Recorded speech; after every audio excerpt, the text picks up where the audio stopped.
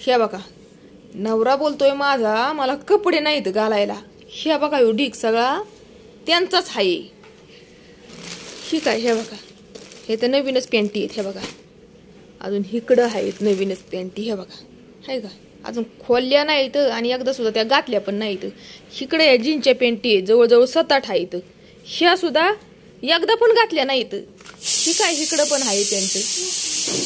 Cooker दम काढा ना शिट्ट्या आणि त्या शिट्ट्या मारायला लागलाय.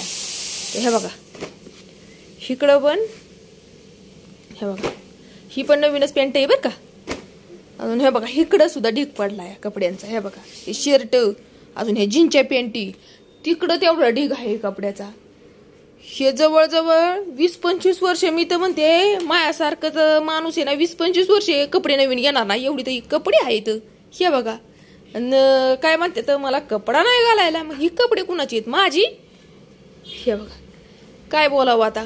तर आता मी काय करते, जी न लागणारे कपडे आहेत ना त्यांची तर ह्या बॅगमध्ये भरून ठेवते. तर ह्या बघा मी निघाली आर्यला घेऊन. त्यांच्या शाळेचा काहीतरी कार्यक्रम आहे. शाळेत नाही बरं का, इकडं दुसरीकडं त्यांनी ग्राउंड घेतलंय तर तिकडं निघाली या. आणि इकडचं वातावरण मी तुम्हाला काय दाखवते. हे सकाळचं वातावरण आहे बरं का, जवळजवळ 7-7:30चं वातावरण आहे इथलं. तर हे ना इतकं जी भारी वाटतं ना, लय म्हणजे लय एकदम मन प्रसन्न होण्यासारखं आहे बरं का हे वातावरण. तर हे बघा हे मंदिर आहे ना, दत्ताचं मंदिर आहे आणि इतकं छान आहे ना हे मंदिर, लय सुंदर, इतकं मन प्रसन्न होण्यासारखं मंदिर पण आहे. आणि इथून येताना जास्त भारी का वाटतं तर हे काय, हे मंदिर बघून लयच भारी वाटतंय. हे मंदिर जे आहे ना तर बघितलं ना तर माणसाचं मन तृप्तच होतंय. हे काय, हे बघा तुम्हाला थोडक्यात दाखवते. मला आता उशीर झालाय बरं का, आर्याला सोडवायला उशीर झालाय म्हणून साठी, नाही तर तुम्हाला हातमधून दाखवलं असतं कसं काय मंदिर आहे ती. हे काय इकडे हे बघा किती सुंदर मंदिर आहे. आणि सकाळी सकाळी देवदर्शनासाठी लय गर्दी पण आहे बरं का, बाहेर पण गर्दी आहे आणि आतमध्ये पण बरीच लोक आहेत बरं का आतमध्ये पण. आणि आज गुरुवार असल्यामुळं गर्दी राहणारच. तर हे बघा मी लय दंबून घरी आले होते.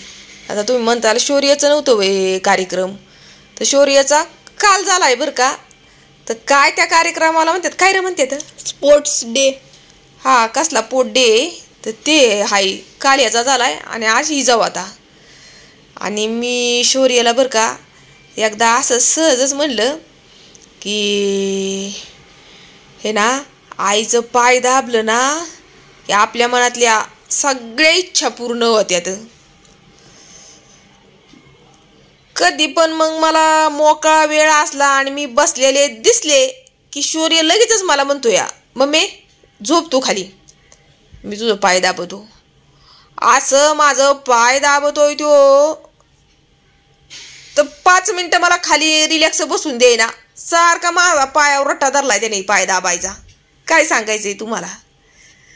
आणि नको म्हणलं तरी आता ऐका नसतो. मग मी पण मग सेवा करून घेते. जाऊ द्या मोठं झाल्यावर करतोय नाही करतोय तर आताच करून घेते सेवा, मग आता काय करणार.